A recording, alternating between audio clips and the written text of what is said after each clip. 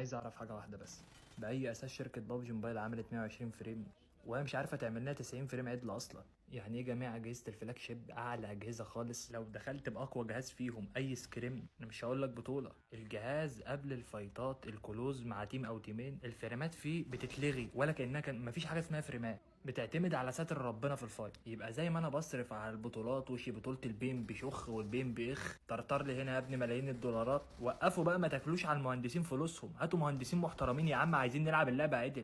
اقسم بالله بقيت بخلي اصحابي اللي يصوروا الفايتات وما صورش انا، هنزل الفايتات من منظورهم بعد كده. بقيت عارف كده لو فتحت تسويق انا اللي هموت. طب انا منشئ محتوى، انزل ايه لو انا ما بفتحش تسويق؟ مين اللي هيتفرج على منظور صاحبي ده انا هيك عن فرق السيرفرات.